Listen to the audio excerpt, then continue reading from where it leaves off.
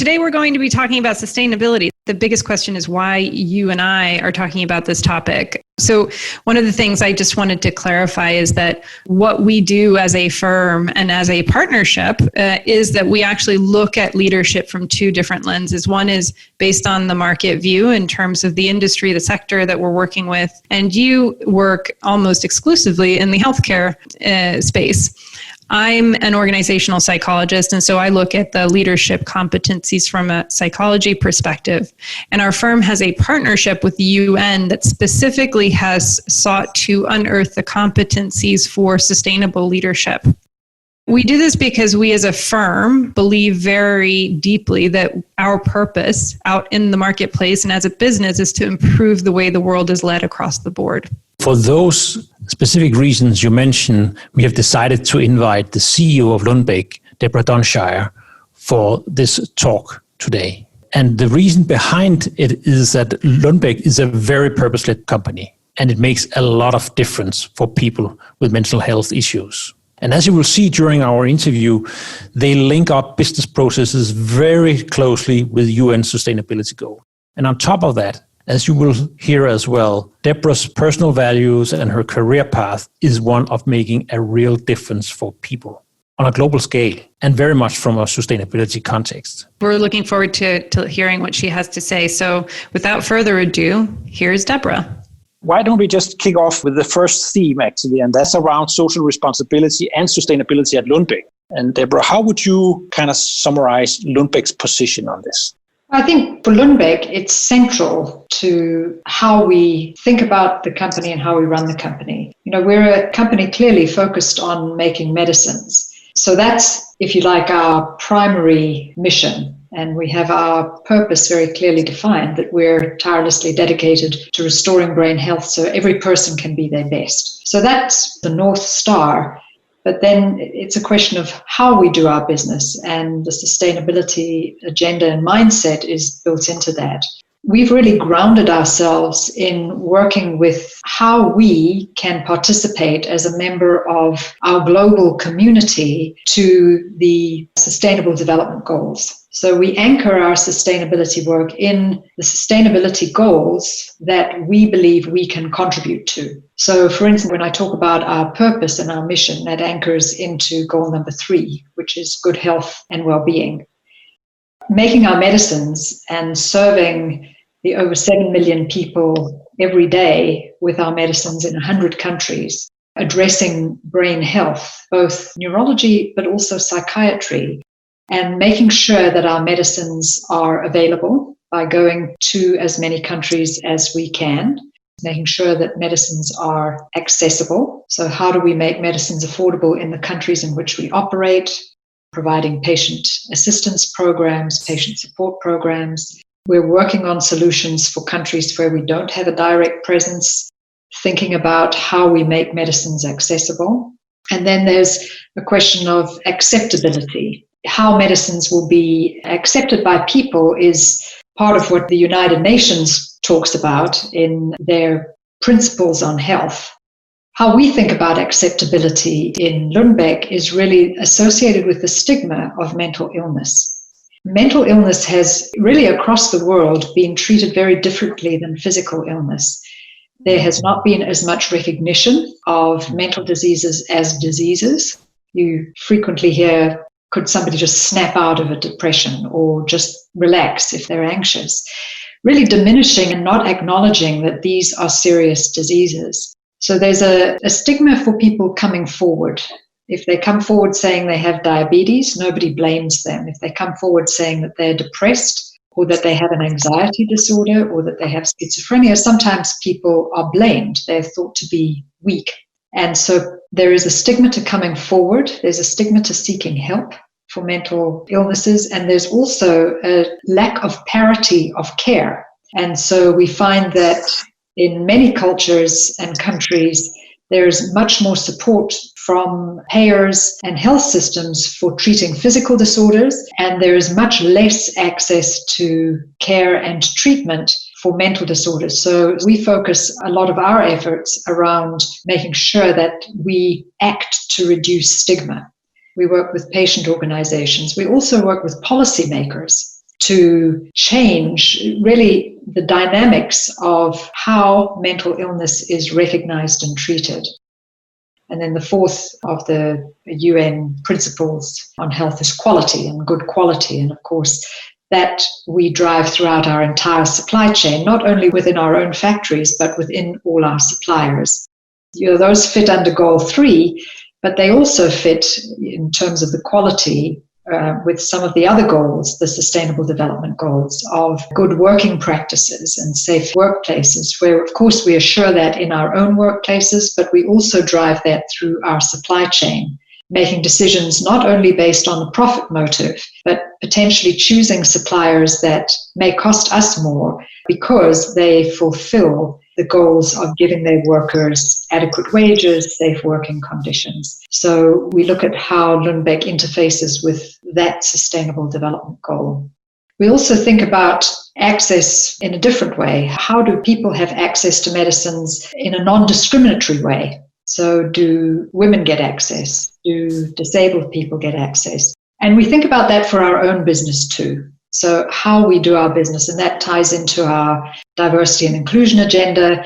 It impacts goal number 5, which is the gender equality goal for the sustainable development goals. It impacts goal number 10, which speaks to the need to assure that there is non-discrimination and no racism. And that's something that we work on within Lundbeck to ensure that we drive an inclusive culture.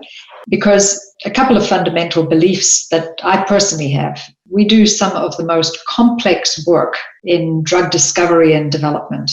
I had a chief scientific officer who used to say it's the most complex team sport in the world. But truly for innovation and for complex problem solving, it's been demonstrated again and again and again that innovation and creative solutions to complex problems are better driven by diverse teams. So diversity, it's not only the right thing to do from a social aspect or a community aspect, but it is the right thing to do for business. And I believe that very passionately. We also think a lot about people aspect of providing medicines to people, creating workplaces that are right for people, but we also think about our planet. So how we, as a member of our global community, think about how our business impacts the planet. And of course, front and center are carbon emissions. We have been able to reduce our carbon emissions by 68% in the last decade. And we are committed to the Danish climate agenda that the new government brought forward, reducing all the way to 70%, but across our value chain. So looking at it's not only scope 1, but scope 2 and 3, reaching out into our value chain to see that carbon emissions can be reduced. And we've done that a lot through changing our energy requirements and reducing the amount of energy, accessing renewable energy sources. So that's something that we do focus upon within Lundbeck.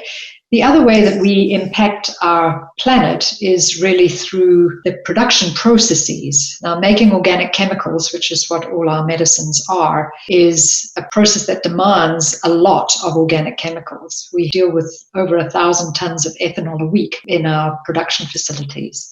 So one of the key agendas has been to modify our production processes so that we use less organic chemicals, less toxic organic chemicals, and then we have a recycling agenda on our organic chemicals. So it's amazing to visit the different production plants in Lundbeck, which I have done, and find chemists that are looking at well-established production processes and seeing how they can be changed to reduce the amount of chemicals or reduce the type of toxic chemical that might be used. And that involves us going back to regulatory authorities and getting production processes reapproved, which is, of course, a risky business, but it's something we believe in, so we do it.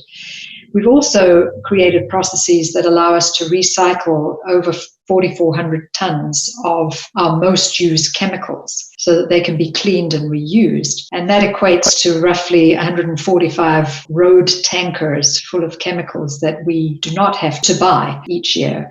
So constantly looking to reduce the impact, what's needed for our business. And obviously we believe in the business that we're in, which is providing medicines, but making the process to get there as climate friendly as possible. And then if we think about environment, social governance, then we think about building into Lundbeck the governance procedures, and we engage our board and our executive management in our sustainability goals and also a discussion of the sustainability of our business on an ongoing basis. So, Deborah, these are some hugely impactful things on mental health globally. These are issues that a lot of people are dealing with. When it comes to your background, you haven't always been in this particular organization. You've had multiple experiences globally and in different business contexts. When can you kind of see that you found the interest in the sustainable aspect of business goals? When did that wake up for you, or has that always been an interest? I think that my interest in sustainability is driven off growing up in South Africa in the apartheid era. So understanding that inequalities existed, and inequality really determined opportunity, right? If you were one of the unequal, if you were a Black person, you did not have access to opportunity. And so a passion for why it's so important to address inequalities, which the Sustainable Development Goals do, is sort of deeply rooted.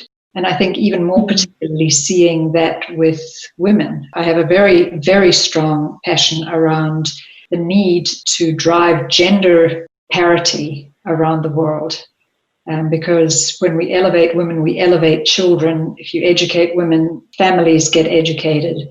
So that for me was so deeply ingrained from not only growing up in Zimbabwe and South Africa, but working in the healthcare system as a physician and really seeing that the impact of those inequalities. And then also related to my African roots, when you live in Africa, you live with drought, and drought is increasing. Droughts are more frequent, they're much worse, and the starvation and the disease driven by drought on top of those inequalities is something that's very activating. And for me, focusing on the sustainability of the planet is something that I'm passionate about. So then your question, when do you activate around a business goal? Well, business to me is the driver of development. Businesses create innovation that drives development. Businesses provide jobs. Jobs provide opportunity. I don't think I ever made the leap. It just was such a natural part of it that a business has to have a concept around how it will fit and it will contribute in the global community, because businesses are so vital for advancement against any agenda.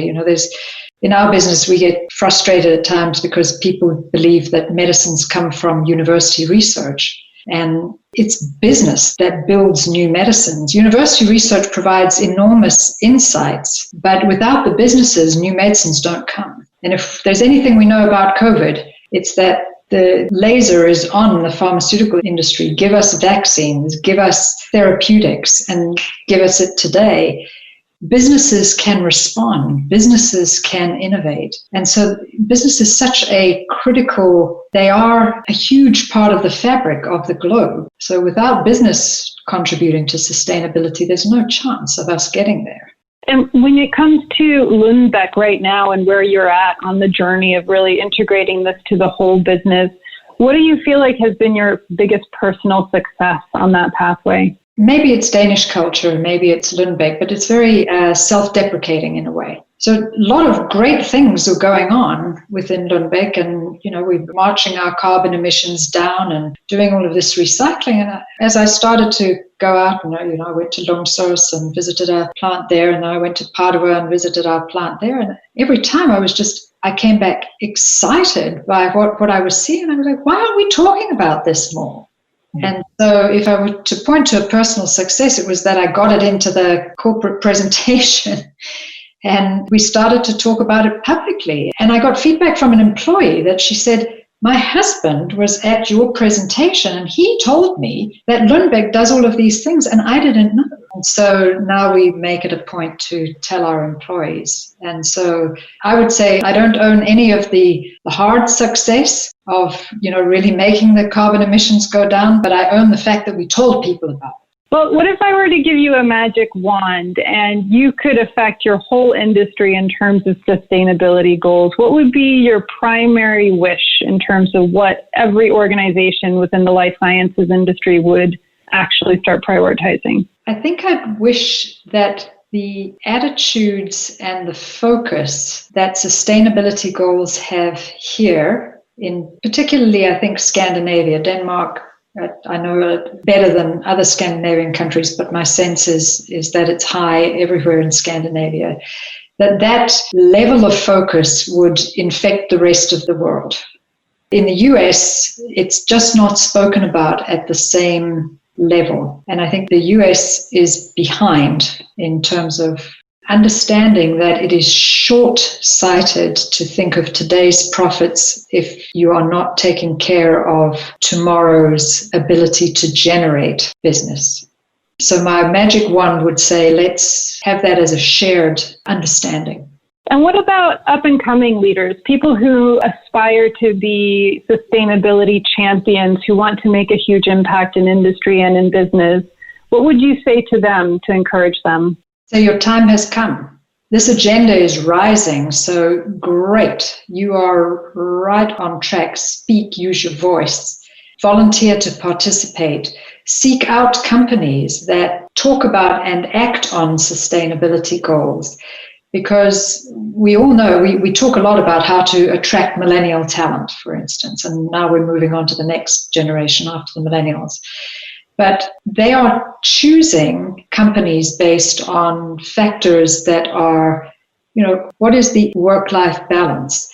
How does this company contribute to society? And we as companies want to attract the best talent. So if those young up-and-coming people who want to impact sustainability start asking the question and start making their choices based on a company that has an active sustainability agenda with goals and with progress being demonstrated, if they start making their choice to work there and not work somewhere else, that has weight.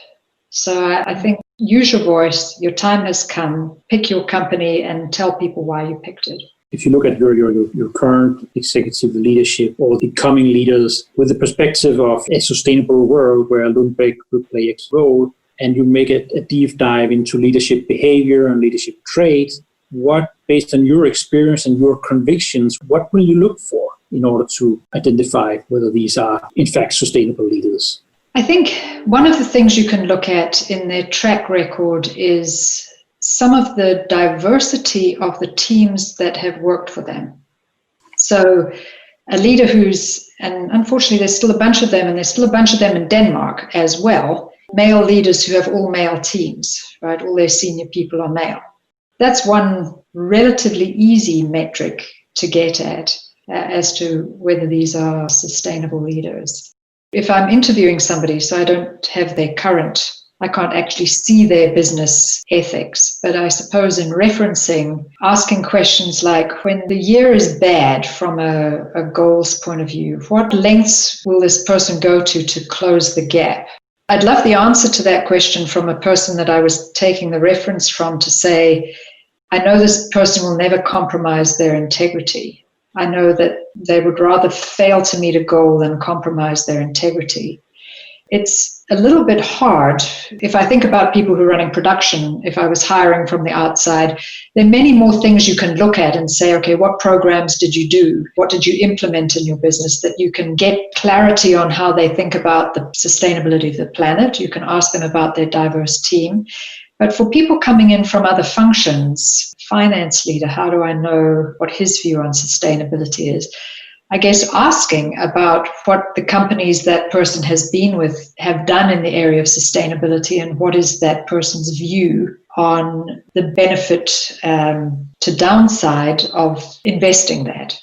So it's kind of difficult to hone in on that as much in an interview process, I would think, if that's what you were asking. I'd say their inclusivity too, so not only the diversity of their teams, but how do they make decisions and how open are they to different ways of thinking? Do they have only one pattern of doing something? Because I think that agility and that ability to seek new paths is an important indicator of sustainability, a sustainability mindset. Thanks a lot, Deborah.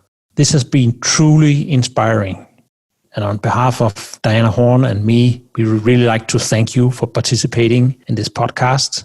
It has been really exciting to hear your personal story as well as that of Lundbeck, and we hope that it will be shared with many others through this podcast. Thanks a lot, Deborah. Bye. Bye.